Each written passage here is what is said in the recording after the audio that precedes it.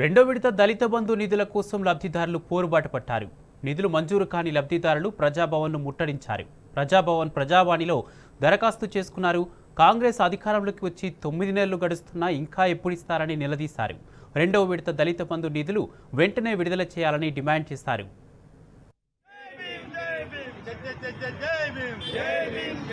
వర్ధిల్లాలి దళితుల ఐక్యత, వర్ధిల్లాలి దళితుల ఐక్యత, వర్ధిల్లాలి ఎస్సీ ఎస్టీ బీసీ ఐక్యత. జై భీమ్, జై భీమ్, జై భీమ్, జై భీమ్.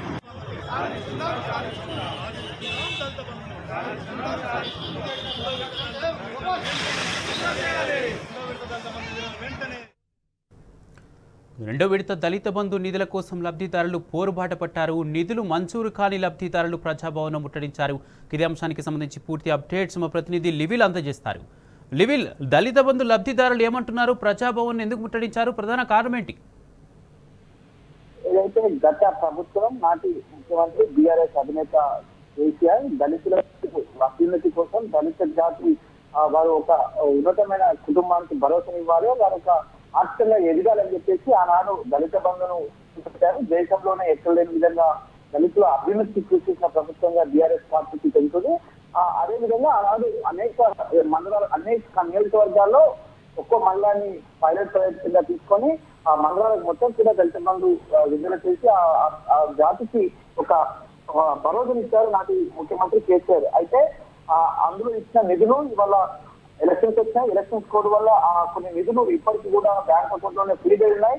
వాటిని ఈ ప్రభుత్వం ఇస్తుందని చెప్పారు. అంతేకాకుండా గత ప్రభుత్వం 10,000 ఇచ్చింది, మేము అధికారంలోకి వస్తే గత ప్రభుత్వం 10 లక్షలు ఇచ్చింది, మేము అధికారంలోకి వస్తే 12 లక్షలు ఇస్తాం, అభయస్థం జిల్లా అని చెప్పేసి గొప్పలు చెప్తారు. ఆనాడు అధికారంలోకి వచ్చారు. అధికారంలోకి వచ్చి కూడా ఇవాళ పూర్తవుతుంది. అయినప్పటికీ కూడా ఇప్పటి వరకు గత ప్రభుత్వం విడుదల చేసిన నిధులను కూడా ఇవాళ లబ్ధిదారులకు అందజేయడంలో కాంగ్రెస్ ప్రభుత్వం పూర్తిగా విఫలమైంది. గత టీఆర్ఎస్ ప్రభుత్వంలో విత్తల వారిగా ఇస్తారని చెప్పింది, ఒక్కొక్క విత్తగా ఇచ్చింది. 3 లక్షల రూపాయలు ఇంకా పెండింగ్ ఉన్నాయి. ఆ పెండింగ్ వెంటనే విడుదల చేయాలని చెప్పేసి కూడా గత కొద్ది రోజుల నుంచి కూడా రాష్ట్ర వ్యాప్తంగా దళిత బంధు లబ్ధిదారులకు సంబంధించిన అందరూ కూడా ఆందోళన చెందుతున్నారు. వారు నిరసన కూడా చూస్తున్నారు. కానీ ఇప్పటి వరకు కూడా ప్రభుత్వం ఎలాంటి చూడలేదు, ప్రభుత్వం ఎలాంటి ప్రశ్న చేయట్లేదు. కాబట్టి మరోసారి ఇవాళ ప్రజాభవన్ వద్ద ప్రజావాణి కార్యక్రమం ఉంటుంది. ఇందుకు అందులో భాగంగా ఇవాళ ప్రజాభవన్కి వచ్చారు దళిత బంధు లబ్ధిదారులంతా కూడా. వారికి వారంతా కూడా బాధితులు, మాకు గత కొద్ది రోజుల నుంచి కూడా మనం తినిపించుకుంటుంది ప్రభుత్వం. ఇప్పుడు కూడా మాకు ఎలాంటి భరోసాని ఇస్తలేదు, ఎలాంటి హామీ ఇస్తలేదు. గత ప్రభుత్వం దళిత అభివృద్ధి చూసేస్తే ఈ ప్రభుత్వం దళిత ద్రోహులుగా చేస్తుందని చెప్పేసి కూడా వారు మండిపడుతున్నారు.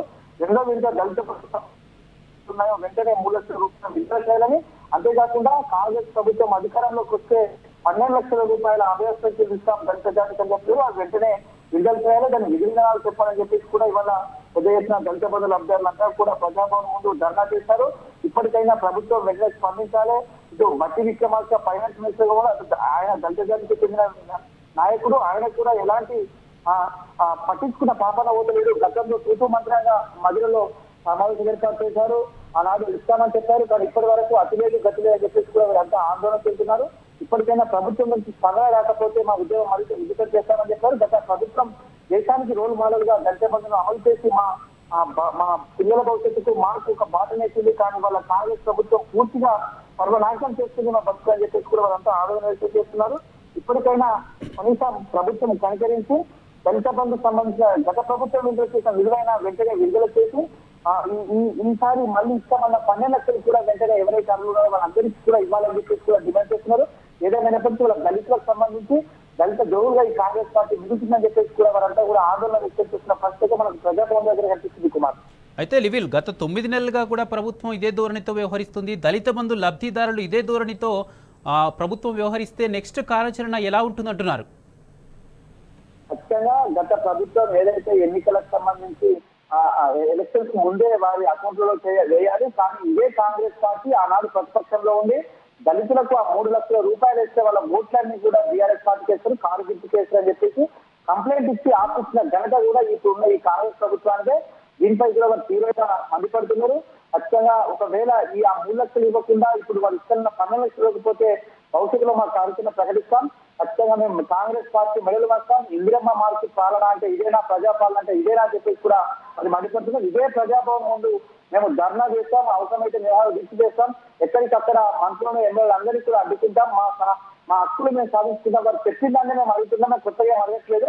వారు ఇస్తానన్న 12 లక్షలు ఇవ్వడం పక్కన పెడితే మాకు మంజూరైన 3 లక్షలు ఇవ్వట్లేదు అని చెప్పేసి కూడా వారంతా ఆందోళన చేస్తున్నారు.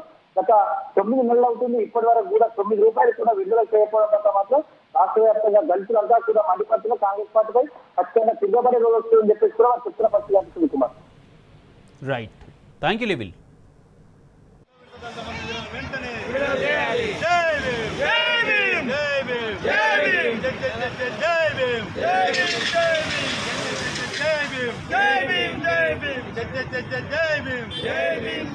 వర్ధిల్లాలి దళితుల ఐక్యత, వర్ధిల్లాలి దళితుల ఐక్యత, వర్ధిల్లాలి ఎస్సీ ఎస్టీ ఐక్యత.